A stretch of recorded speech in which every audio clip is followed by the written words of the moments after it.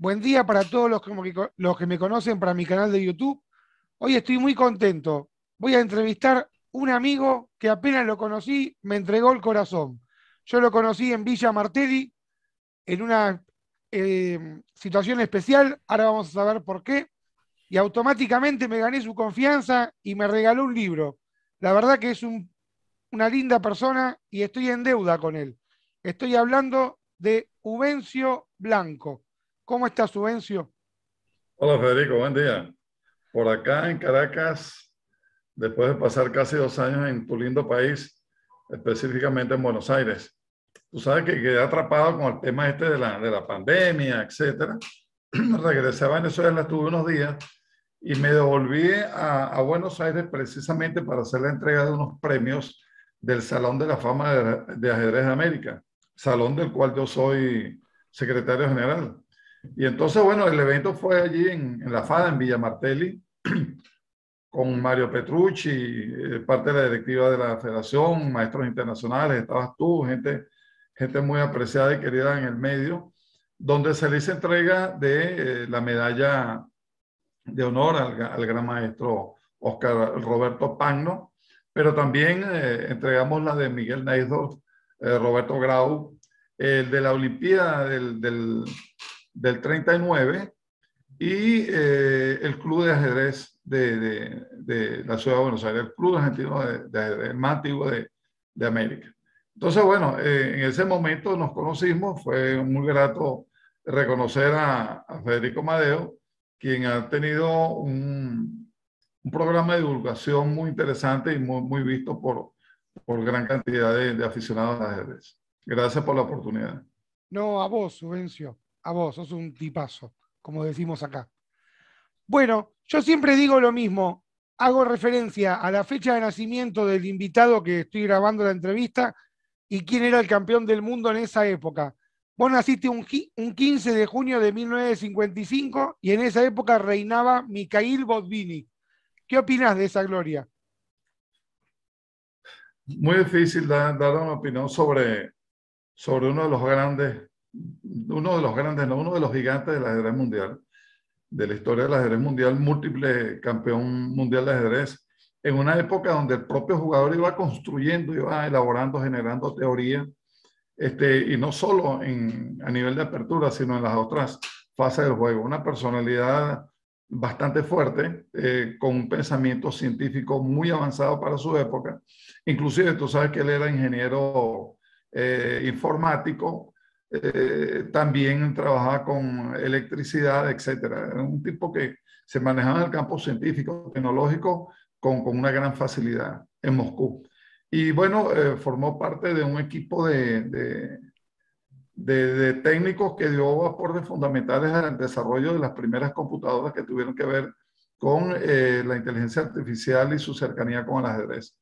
Más allá de sus grandes e indiscutibles logros deportivos, Botvinnik fue una referencia porque además creó un centro de trabajo llamado Escuela de Pioneros para el Ajedrez, porque existían pioneros para otras disciplinas, pero se fijó allí un área de trabajo donde participó una cantidad importante de grandes maestros.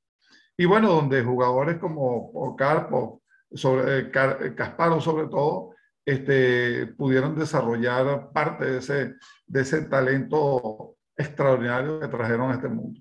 Entonces, con Botvinnik hay una deuda indiscutible, ¿no? Que tiene el ajedrez mundial para con su figura y su legado. Sí, un aporte impresionante. ¿No? Bueno, Tremendo. a lo largo de tu vida, recién nombraste a Karpo y Kasparov, y yo sé que a ellos dos, a Bolbochán, a Pano, a Naidorf, a Lilienthal, a Aberbach, los trataste a lo largo de tu vida. Contame alguna anécdota de alguno de ellos que elijas ahora. No está fácil, no está fácil. Recuerdo, por ejemplo, en una oportunidad con Aberbach, recién fallecido, ya 101 años aproximadamente. Con Aberbach estuvimos compartiendo un comité de apelaciones en la Olimpiada de Yerevan de 1996 y nos tocó atender varios casos. Bueno, eso nos tocó, es que yo le hacía compañía. estaba Averbach, Matsumoto por Japón y estaba yo. Pero ver analizar a Averbach con grandes maestros, donde los grandes maestros se callaban, no abrían la boca ante las explicaciones de Averbach en determinadas posiciones, sobre todo en finales de Torres, realmente quedaba a gusto, ¿no? Los arropaba. Y recuerdo que uno de ellos le discutió una posición en un momento determinado y entonces el maestro Auerbach le dijo, mira, tenés que revisar el libro tal en la página tal, donde yo coloco ese ejemplo. ¿Cómo se ve que no has estudiado últimamente? Para mí eso fue muy, muy gracioso y una lección delante de todo el mundo, ¿no? O sea, Auerbach en ese momento tendría 75 años aproximadamente.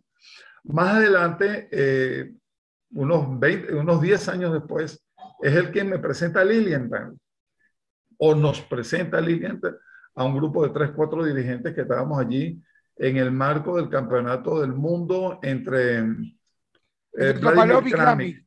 Topalov y Kramnik. Topalov y Kramnik. 2006. Habíamos estado, sí, en 2006, porque habíamos estado acompañando a Topalov allá en Potrero de los Funes, en San Luis, Argentina, cuando obtuvo el campeonato del mundo en el 2005. 2005, sí, que jugó Judith Polgar, jugaron todos. Judith, etcétera. Entonces nos invitaron, nos llegó una invitación por el grupo de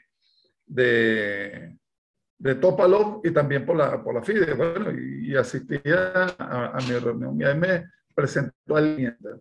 Entonces, entre los comentarios sobre Lilienthal, había jugado con 8 campeones del mundo, que tenía score a favor, etcétera, etcétera. Yo nunca he revisado eso, ¿no? Pero haber tratado a Capablanca, Lequín, Max Euwe, para mí era como estar en la gloria, ¿no? Entonces comenzó a darnos una descripción. Ya Lilienthal estaba bastante avanzado de edad, tendría 90 y tantos, y tenía problemas de artritis en la mano, ¿no? Ponía unas posiciones ahí con cierta dificultad, pero aquí estaba totalmente lúcido, algo que he visto en maestros, grandes maestros de edad avanzada, de que mantienen una mente bien clara y bien estructurada aún con 80, 90 años de edad. En el caso de Karpov, recuerdo una vez en el marco del Campeonato Mundial en Brasil, en Minas Gerais, eso fue en 1995 aproximadamente, que me llama por teléfono, yo estaba durmiendo, serían las 6:30, 7 de la mañana, me llama por teléfono el gran maestro Jaime Sungeneto, y Jaime me dice, mira, Benzo, te esperan para el desayuno. ¿Cómo que me esperan para el desayuno? Yo comeré a las 8, 9 de la mañana. Me dice, no, Karpov te envió una nota anoche para que lo acompañaras al desayuno. Y yo, mira, no he visto la nota, no me llegó. Total de que me arreglo muy rápidamente y subo al restaurante y veo una mesa donde está un señor sentado. Alrededor, no de la mesa, sino del salón que estaba cerrado, estaba Anatoly Karpov. Estaba mucha gente viendo a Anatoly Karpov.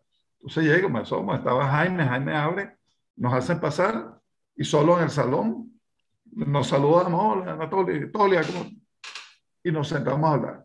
Bueno, yo estaba impresionadísimo que una personalidad como Anatoly Karpov tuviera la amabilidad de invitarme a un desayuno casi que exclusivo, él y yo, y con un testigo de sección como Jaime Sungeneto. Esa es una anécdota con él. Con Kasparov he debido tener otras anécdotas allí. Por ejemplo, una observación que le hice en la campaña del 2014. Tú sabes que él se lanzó para presidente de la FIDE en 2014. Sí. Y ahí hubo varios errores, unos cuantos errores. Él me preguntó, ¿cuántos votos crees que tengo en América? Y yo, bueno, en este momento, con tu fama, tu gloria, etcétera, pero como tú nunca has visitado América, que no sea 1 o 2 países y para cosas específicas, puedes tener 3, 4 votos. No le gustó para nada que yo le dijera eso. Y mira, Gary, Karpov estuvo aquí hace unos años porque Karpov ya se había lanzado y a ti te consta que salieron muy mal parados en América. No se hizo el trabajo adecuado. A mí me parece que tienes que hacer más presencia en América, no dar por descontado que tiene una personalidad avasallante, que todos te conocen, sino sentarte a hablar con los dirigentes, ver cuáles son sus necesidades, cuáles son sus proyectos, cómo los vas a atender. Bueno, ahí estuvimos hablando unas 2 horas aproximadamente. en su comando de campaña, estaba su madre, estaba su esposa, y bueno, con quien siempre mantuvo una relación bastante cordial. Nos habíamos visto también en Sao Paulo con unas conferencias, unas simultáneas, y estuvimos juntos con el maestro Giovanni Vescovi, gran maestro internacional Giovanni Vescovi. Entonces nosotros tres giramos allí en Sao Paulo con algunas actividades, pero hablar con Kasparov no es nada fácil. Estás hablando con un genio, un individuo con una mente muy abarcadora y con carácter extraordinariamente duro. No es fácil. Entonces, no recibió de buen gusto lo que yo le había planteado. Bueno, al final, creo que en América obtuvo 5 votos. Bueno, y yo sé que de Bolbochán conocés a la viuda de Bolbochán también y a Naidorf. ¿Qué anécdotas tenés con ellos? Bueno, con Bolbochán, imagínate, trabajé muchos años en la Academia Capablanca, porque Bolbochán vino de Venezuela en el año 76 aproximadamente, con motivo a una contratación de Fundadeporte y la Federación de Ajedrez. Y bueno, mira, comenzó a dar resultados muy rápidamente en un ambiente donde nunca habíamos tenido el trato con gente como él y Herman Pilnik también, que no lo he nombrado. Pero en el caso específico de Bolbochán, él se tomó por residencia la sede de la Academia José Raúl Capablanca, un club de ajedrez que se convirtió en el más importante de la capital y seguro que de Venezuela. Allí yo era socio del año 77, 78, donde nos conocimos, y posteriormente integré la junta directiva como secretario o como presidente. Y en todas las variantes él era nuestro tesorero. Recuerda que la formación de Bolbochán allá en Argentina era en administración. Él fue administrador de carnes de la ciudad. Sí, era contador. En una empresa. Y era contador. Entonces, y además es un tipo así, todo con muy medido, muy cortico, muy todo. A veces era difícil llegar a algún acuerdo económico con él, pero se trabajó divinamente bien. Y bueno, su esposa aún vive, estoy por visitarles en estos días. Su hija Diana Bolbochán, también acompaña a su madre, y a su madre es una señora mayor, anda en 90 y tantos años, y se encuentra totalmente lúcido. Y en el caso de Neidor hay unas cuantas anécdotas con el viejo.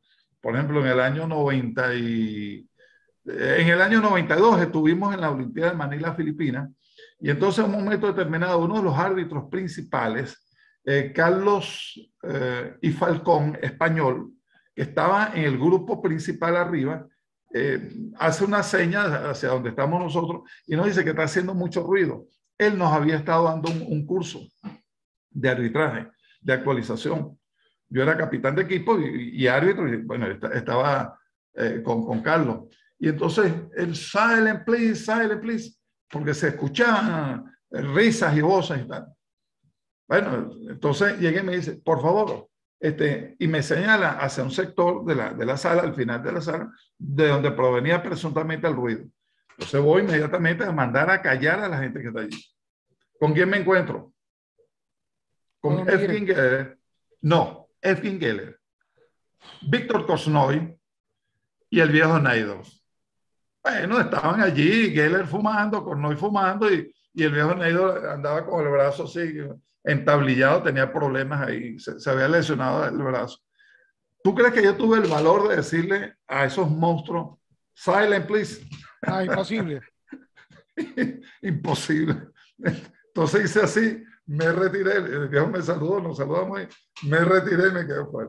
Bueno, ellos hicieron silencio cuando les dé la gana, pero fue curioso, fue muy curioso. Tres fue muy leyendas, divertido. tres glorias, imposible. No, nada. Eso es como en un momento determinado tú pretendieras sacar a Maradona de una cancha donde él está dando una opinión y tú eres el árbitro. Bueno, espera que el hombre salga, porque pedirle que salga sería bastante problemático. Yo siempre hago un juego.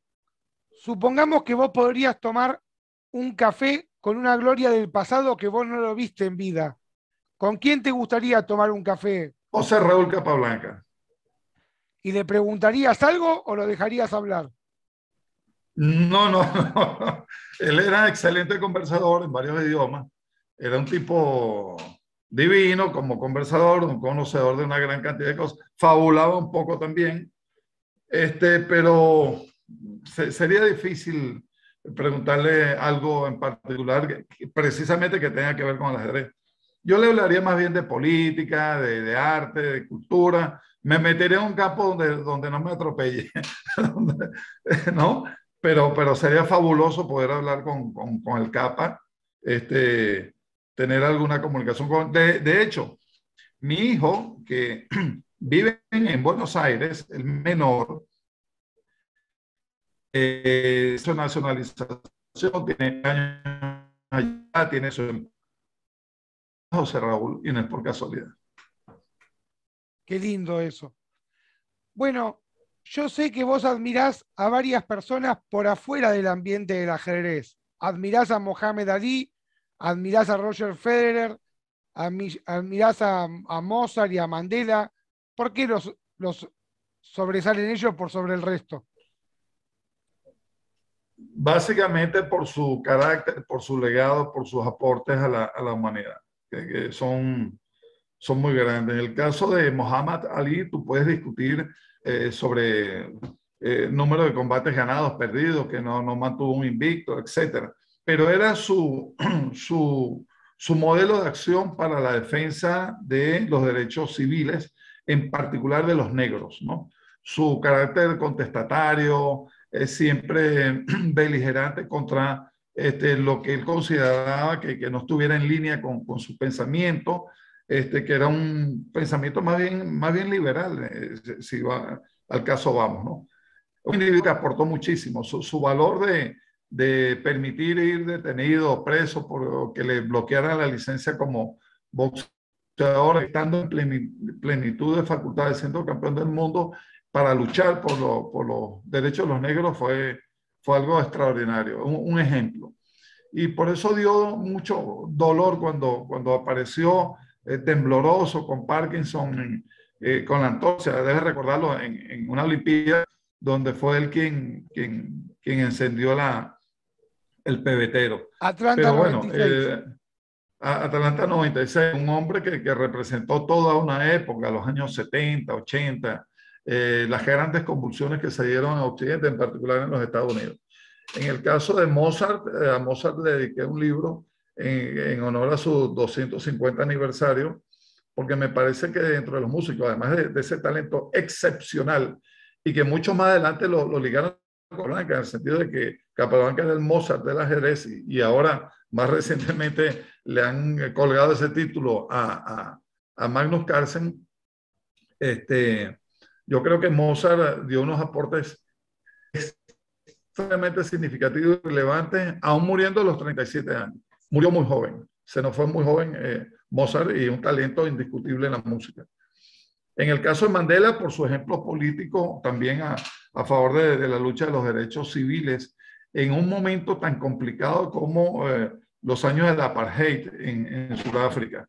Y al salir y servir de negociador entre las partes, fue elegido presidente y fue un tipazo como presidente. Hizo una labor extraordinaria y tuvo el valor de separarse del cargo con una sola gestión. No aceptó la segunda. Y donde iba era extraordinariamente bien recibida.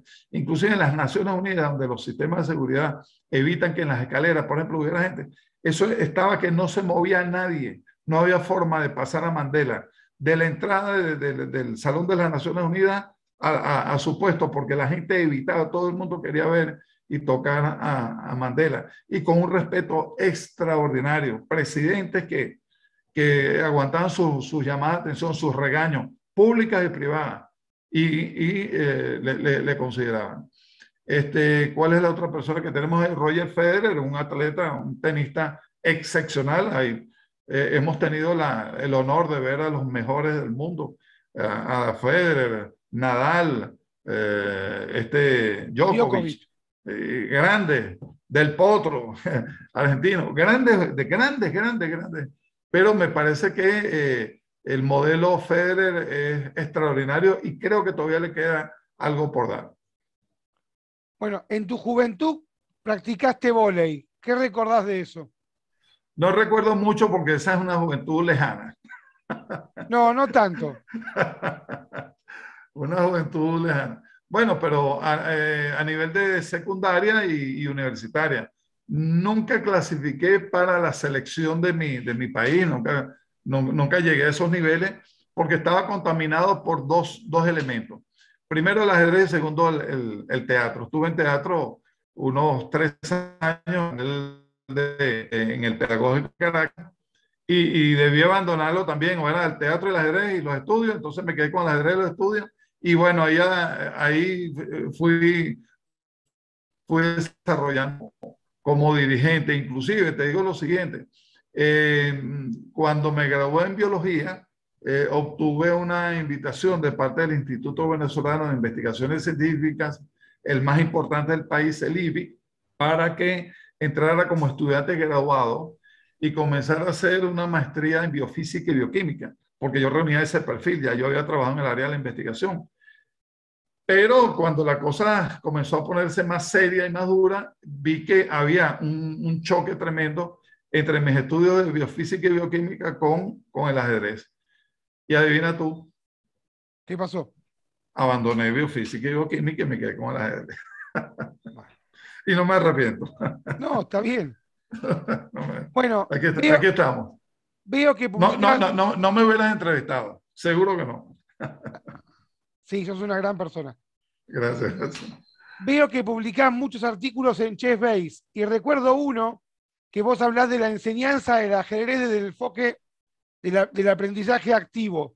Eso que apuntás a los niños, cómo contarle a la gente. Bueno, básicamente el enfoque que se ha tenido en la enseñanza de algunos deportes en la escuela ha estado centrado más en el profesor y en el currículum que en el alumno mismo. Nosotros necesitamos que este enfoque cambie de posición y donde sea el alumno el protagonista del proceso, ¿no? Eso de aprender a aprender, eso de que el niño en su dinámica con el docente puede reconstruir o reconfigurar el currículum, para mí es fundamental. Entonces, hay una serie de estrategias que tú puedes desarrollar en el aula, en el taller de ajedrez, inclusive en los centros de entrenamiento, donde tus alumnos pueden ser más activos, más participativos, más creativos que lo que está en el papel. El papel utilízalo como guía. Yo no estoy en contra del papel, de hecho, he trabajado en la elaboración de diseño de sistemas, como por ejemplo el sistema instruccional de ajedrez, que es una metodología que se utiliza inclusive en algunos países para hacer entrenamientos ajedrecísticos, pero pensado siempre en el alumno, porque ¿quién es el que va a tener el cambio de conducta? ¿Quién es el que va a mejorar en un momento determinado respecto a su desempeño deportivo? El docente. El docente tiene que estar preparado, actualizado permanentemente y muy ojo visor con el desarrollo de sus muchachos en el aula. Entonces, eso de aprendizaje activo tiene que ver también y está ligado con el concepto de aprendizaje significativo, que va más allá del ajedrez. Me estoy refiriendo a las asignaturas normales del aula de clase donde están tus hijos o tus nietos. Ese aprendizaje significativo implica de que cada contenido debe tener significado, interés, ligamiento con algo de la vida real, con el entorno del niño, más allá de lo eminentemente académico. Por eso es que escribí ese artículo sobre aprendizaje activo y significativo, donde debemos centrar nuestra atención en el objeto de la educación, que es el estudiante. Hermoso enfoque a donde apuntan. Ubencio, publicaste Fundamento del Ajedrez, nombre bastante capablanquino. Ese libro que yo me lo dedicaste para mi primo, que yo lo llevé a Brasil, a mi primo Franco. Tomé muchos datos para hacerte la entrevista por tu biografía. Y ese libro figura que tuvo el apoyo del expresidente Maduro, del actual presidente Maduro y del expresidente Hugo Chávez. ¿Vos lo conociste a ellos dos? Sí, sí, básicamente los conocí, traté personalmente, en particular al presidente Chávez, cuando yo era director general del Instituto Nacional de Deportes, por allá por el 2002 al 2006 aproximadamente, hace unos 15, 17 años. Este es el libro al cual tú haces referencia, Fundamentos de ajedrez, tomé el título del Gran Capablanca y desarrollé una obra según una metodología de enseñanza y entrenamiento que está en mi libro Sistema Instruccional de Ajedrez. Y en el caso de estos personajes de los que tú hablas, el actual presidente Nicolás Maduro y el expresidente Chávez, porque ellos forman parte del comité editorial del IPASME. Es por eso que ellos aparecen allí. Pero no sé si conoces este libro. Sí, lo vi. No, no lo tengo, pero me hablaron de él. Este es Ajedrez para Maestros Emergentes, que fue una solicitud hecha por el gobierno cubano. Este sí fue una solicitud del gobierno cubano para un programa de formación de docentes de ajedrez en las universidades. O sea, la idea del gobierno cubano, el alto gobierno, era que las universidades cubanas generaran docentes de literatura, de biología, matemática, etcétera, con herramientas y con formación básica también en el ajedrez, que tuvieran un perfil que les permitiera iniciar un proceso de alfabetización ajedrecística en sus escuelas. Y resulta ser que el prólogo es escrito por el comandante Fidel Castro Ruz. Entonces, una leyenda. Este libro fue presentado en el mausoleo del Che Guevara, el llamado guerrillero heroico, en Santa Clara, Cuba, el 29 de abril del año 2004, en presencia de su viuda, de sus hijas y el embajador de Venezuela. Inclusive estaba Anatoly Karpov ahí, en un evento de simultáneas, compartimos nosotros la presentación del libro y bueno, fue un momento extraordinario para nosotros. Qué lindo lo que decís. Cuando eras miembro de la Agencia Antidopaje de Venezuela, ¿qué tareas desarrollabas ahí?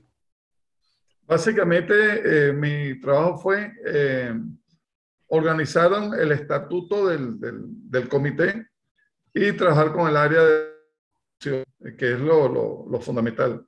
Educar para evitar tener que corregir al atleta o al técnico, al entrenador, al médico de equipo inclusive, que en algunas ocasiones hemos encontrado casos de médicos que han prescrito determinados fármacos sin revisar cuál es su composición química. Y si algunos de esos elementos de la composición química pueden ser considerados agentes dopantes por la Agencia Mundial Antidopaje.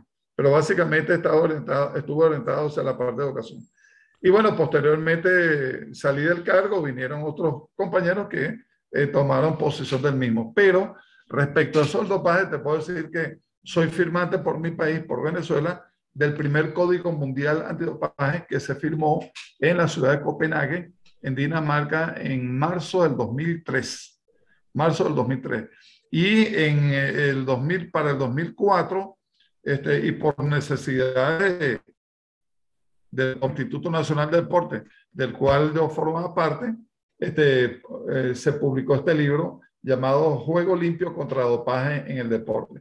Juego Limpio contra Dopaje en el Deporte. Por cierto, que está en la portada de mi hijo, Juan Sebastián, que ahora se graduó en estudios internacionales hace varios años, vive en Alemania.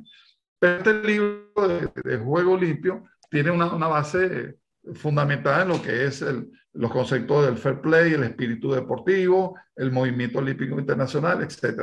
Y buena parte de ese material lo he trasladado y lo estoy trasladando para el ajedrez.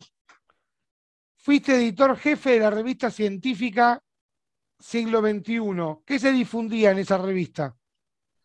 Toda investigación que tuviera que ver con fisiología del deporte, entrenamiento deportivo, resultados, estadísticas comparativas e investigación de carácter antropológico, etc. Eso fue una experiencia de un año aproximadamente, ¿no? Después la revista se trasladó para una universidad que fundamos. Yo fui uno de los miembros fundadores de la Universidad Iberoamericana del Deporte. Ese nombre tuve el honor de colocarlo yo mismo. Tuvimos una reunión con el presidente Chávez en ese momento, donde a los 3 miembros fundadores nos pidió sugerencias respecto a qué nombre se le iba a colocar. Él quería colocarle Universidad del Deporte.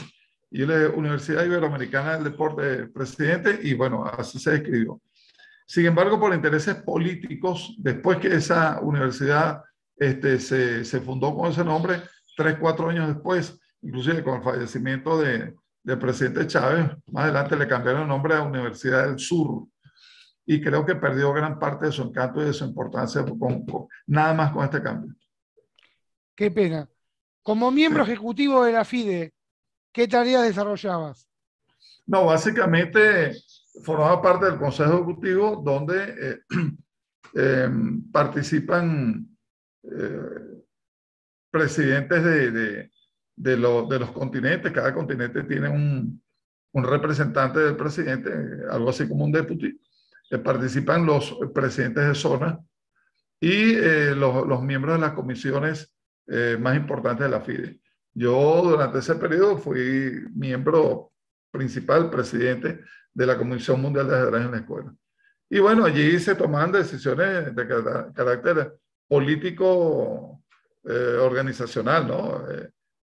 Por dónde iban a ir las nuevas tendencias en el arbitraje, que se estaba discutiendo, que no se estaba discutiendo, el tema de los seminarios para organizadores, la frecuencia con la cual debía desarrollarse los seminarios para entrenadores, etc. Y eso fue tomando un dinamismo extraordinario hasta lo que tenemos hoy en día, donde hay seminarios por todas partes del mundo. Mirá qué lindo. De 1992 al 2012 fuiste jefe de la delegación, fuiste capitán del equipo olímpico venezolano de ajedrez. ¿Qué recordás de esa época olímpica tuya? De todo. Ahí, bueno, ocurrió de todo. Experiencias extraordinarias. Tú sabes que en el año 98 la Olimpiada fue en Kalmykia, en Elista, la capital de Kalmykia, una ex república soviética, donde el presidente era Kirsan Ilyushinov, presidente de la Federación Internacional de Ajedrez.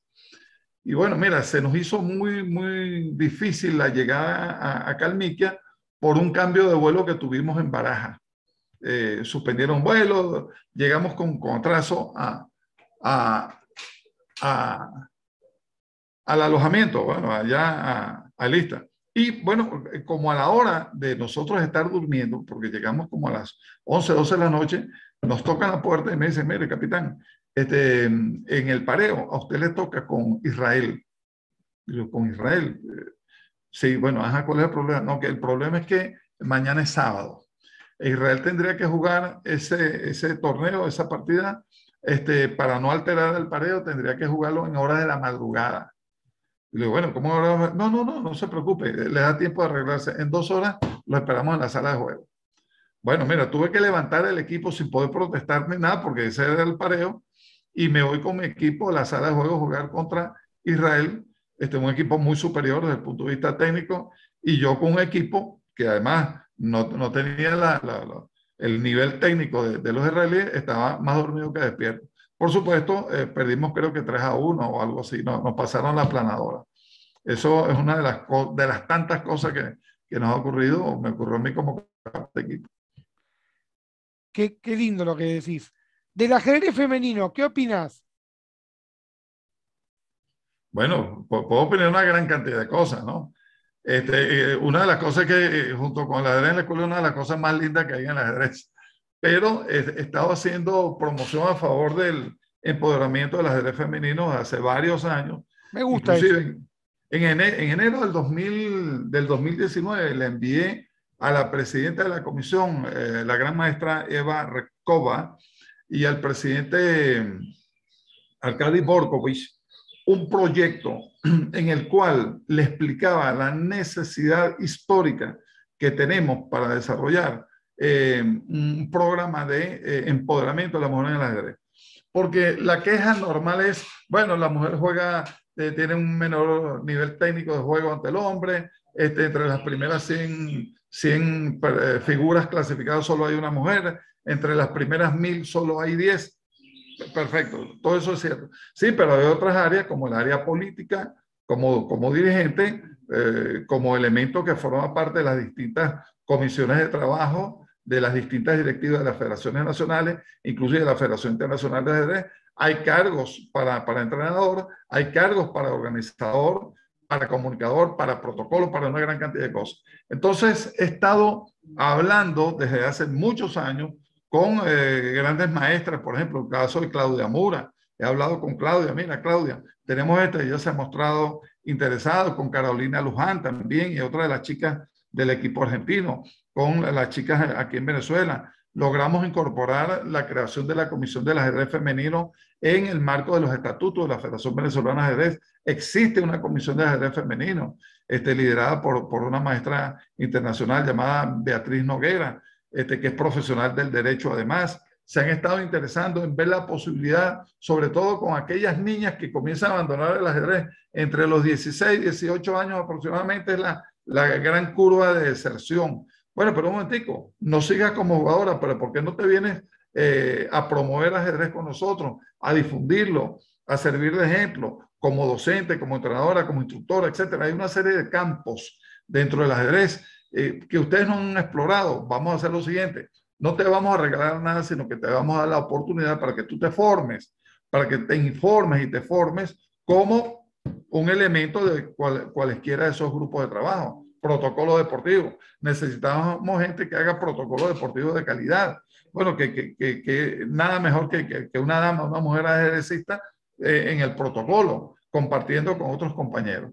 Bueno, esa ha sido mi campaña y he escrito unos cuantos artículos en distintas plataformas, incluyendo, por supuesto, Chessbase, a favor de la promoción del proceso de empoderamiento de la mujer en el ajedrez, que es un proceso de carácter político, es una transformación que se da en el individuo. Yo no puedo empoderar a una mujer, sino que le puedo dar las herramientas para que ella en esa dinámica se empodere. Es una decisión personalísima. Entonces, ese tipo de transformaciones tenemos que generarlas en nuestras federaciones deportivas nacionales. Gran labor la que estás llevando adelante. Del 96 al 2012 también fuiste árbitro olímpico. ¿Tenés alguna anécdota de haber discutido con algún gran maestro top por algún fallo, por alguna situación que se dio incómoda? No, la verdad que no. La verdad que no. No me ha ocurrido eso. Me ocurrió una oportunidad que un reloj se desactivó y es espantoso, espantoso. No sé verificar el tiempo de uno a otro, pero se resolvió técnicamente. Y un caso con un gran maestro en un match contra un equipo latinoamericano, donde se puso un poquito pesado, ¿no? El compañero de Europa, pero que entendió que no estaba procediendo. O sea, se dio en más a este jugador nuestro, de acá, americano, y hubo que llamarle la atención. Pero de resto ha sido una experiencia divina. La hemos pasado muy bien. Y de hecho estoy convocado para arbitrar en la Olimpiada de Chennai en la India. Por cierto que ayer me llegó la ratificación de mi nombramiento. Bueno, para ir cerrando la entrevista, última pregunta. Yo sé que tenés muchos sueños, pero hay uno en particular que lo venís persiguiendo desde el 2010, que está vinculado con la UNESCO para que nombre al ajedrez como patrimonio cultural intangible. Contale un poco de eso a la gente. Esto que está acá, este libro, Ajedrez, Patrimonio Cultural de la Humanidad, es producto de todas esas búsquedas. Una búsqueda de hace 30 años. Esto comenzó en el año 90. No entiendo todo esto. La mujer ha sido un poco apática al respecto. No le da el apoyo que merece. Sin embargo, en el año 2010, estando en la Olimpiada de Ajedrez de Kalmykia en Rusia, la Asamblea General hizo un reconocimiento especial a este movimiento, a esta gesta. Y resulta ser que para este año aspiramos, después de la Olimpiada, ir a las Naciones Unidas, específicamente a la UNESCO, el gobierno nacional a través del Ministerio de Relaciones Exteriores, a través de Cancillería, a presentar la propuesta de que el ajedrez sea considerado patrimonio cultural intangible de la humanidad. Tú sabes que la UNESCO tiene dos grandes patrimonios, los patrimonios materiales y los patrimonios intangibles. Por ejemplo, un patrimonio material, la Torre Eiffel, ese es un patrimonio, el Taj Mahal, son patrimonios tangibles. pero también tienes el tango. El tango es patrimonio cultural intangible de la humanidad, creo que desde el 2017, por ahí aproximadamente. Las costumbres, las leyendas, las actividades tradicionales de determinados grupos y poblaciones pueden ser consideradas patrimonios intangibles. En el caso específico del ajedrez, este libro que está acá se encuentra en Amazon, por cierto. Permíteme hacer la publicidad en Amazon. Este es el físico. Tienen la versión digital también. En el caso del ajedrez específicamente, sería una excepción maravillosa porque reúne los elementos, pero no es localizado, no forma parte de la cultura de un pueblo, porque el ajedrez está distribuido por todo el mundo, porque su impacto civilizatorio es de muchísimos siglos, inclusive más allá del siglo VI, después de Cristo, el siglo VI de nuestra era. Hay una gran cantidad de teorías, etcétera, que inclusive lo ubican en su nacimiento por allá por el Egipto de hace 30 siglos aproximadamente. Entonces, yo creo que por lo menos merecemos el intento de llevar ante la UNESCO esta propuesta, el ajedrez como patrimonio cultural de la humanidad, y que sea entonces apoyado desde el punto de vista institucional, gubernamental, de los ministerios de educación, ministerio de deporte y ministerio de cultura, porque es un elemento cultural, tiene aplicaciones en estas tres grandes áreas, como son educación, deporte y cultura. En eso estamos y necesitamos el apoyo de todas las federaciones nacionales. Ojalá que lo podamos ver plasmado en la realidad. Gracias, Subvencio, por la nota y seguimos con esta amistad por WhatsApp. Gracias, Federico. Muy amable. Gracias a ti y a tu equipo. Y lástima que esta entrevista haya sido tan corta, ¿no? Bueno, habrá otras oportunidades. Sí, cuando la tecnología mejore, hacemos una segunda entrevista. La amistad Gracias. y el respeto mutuo está vigente, así que no va a faltar oportunidad para grabar una segunda entrevista. Gracias. Abrazo grande, sabés que te Muy aprecio amable. mucho. Gracias.